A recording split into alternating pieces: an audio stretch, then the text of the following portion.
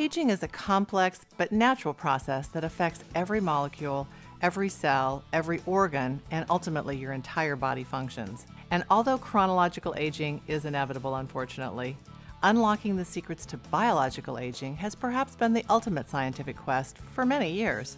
Most recently, scientific research is focused on the way our cells age and how aging impacts their function, reproduction, and ultimately the lifespan of our cells.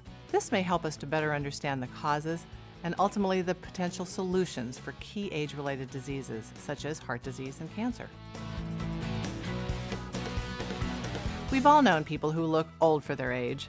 Clearly there are genetic factors involved there, lifestyle factors, nutritional factors that all affect how we age. But now much is known about these cellular processes that incorporate these various factors and lead to people aging slowly or more quickly. The first way we age is due to DNA damage. Our DNA is under continuous assault from ionizing radiation, from toxins in the environment, and even as a result of just the normal processes of metabolism. And up to 1 million DNA damaging assaults occur every single day. And these can result in genetic typos or mistakes in the DNA replication. Now, these mutations can accumulate over time, eventually causing cells to malfunction and even die prematurely. Our bodies, though, have repair mechanisms that take care of this DNA damage. However, defects in DNA repair seem to be directly related to the aging process. This critical balance between protecting the DNA from damage as well as repairing DNA is an ongoing area of active research. Another process that leads to aging as well as disease is the activation of genetic regulators, which are also known as transcription factors. These impact a multitude of metabolic processes in our bodies, including the dynamic balance between DNA damage and repair, also between energy production and decline, and control cell lifespan.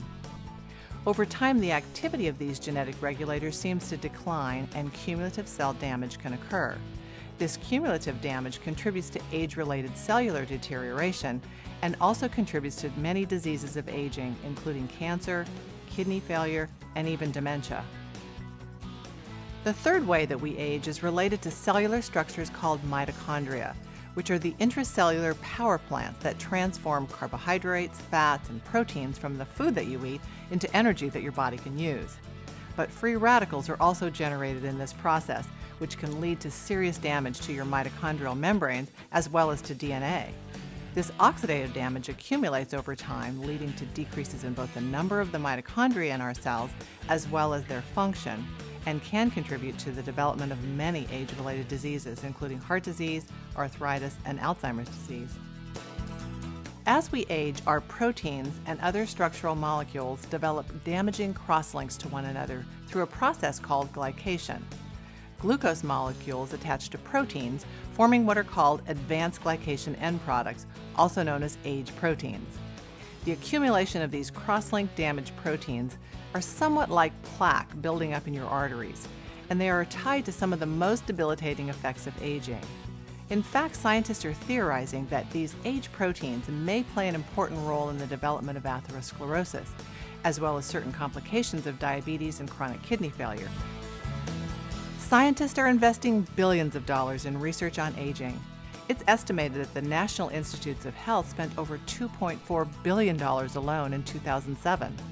And much of this latest research on aging has focused on topics that we have talked about: preventing DNA damage and supporting DNA repair, positively influencing these genetic regulators of longevity pathways, enhancing mitochondrial biogenesis, and reducing the accumulation of these age proteins. Recent research has focused on the beneficial effects that certain plant polyphenols have shown in laboratory studies on these cellular mechanisms of aging. Polyphenols are natural phytonutrient compounds that are found in the fruits and vegetables that we eat, and they've been shown to have antioxidant and anti-inflammatory activities, and literally thousands of studies support their potential utility in human health. And recent research has focused in on one particular polyphenol, Resveratrol. You may have heard about it. It's a particularly powerful polyphenol found in red wine and has effects on cellular aging processes. In fact, laboratory studies demonstrate that cells treated with resveratrol were more resilient to DNA damage and more effective at DNA repair. Additionally, laboratory studies also indicate that certain polyphenols promote cellular energy biogenesis and promote healthy mitochondrial function. In fact, in laboratory studies, resveratrol has been shown to exert multiple protective effects against metabolic syndrome through the promotion of this mitochondrial biogenesis. And a landmark study published in 2006 by Dr. David Sinclair at Harvard Medical School showed that resveratrol positively impacted the harmful effects of a high-fat diet on the heart and the liver and decreased the development of insulin resistance. Activating key transcription factors, also known as genetic regulators, is critical for cellular health, for repair, renewal, as well as for cellular longevity. Plant polyphenols have been shown to trigger these key genetic regulators of cellular energy metabolism, as well as longevity, which will positively impact these cellular aging processes. And recent studies show that certain plant polyphenols can limit the formation of advanced glycation end products, these age proteins, thus leading to their reduced accumulation and promoting cellular health and longevity. Specifically, polyphenols found in the American species of grape, Vitis rotundifolia, as well as other botanicals including elderberry, seem to have the ability to slow the formation of these damaged age proteins. So where are we today? Well, science has proven that many of the chronic diseases, as well as leading causes of death, can be prevented or at least controlled, and often through simple lifestyle changes.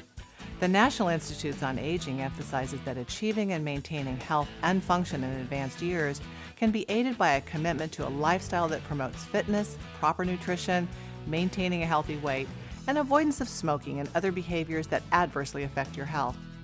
But the good news is that even if those healthy habits have been neglected, research shows that it's almost never too late to begin those good habits.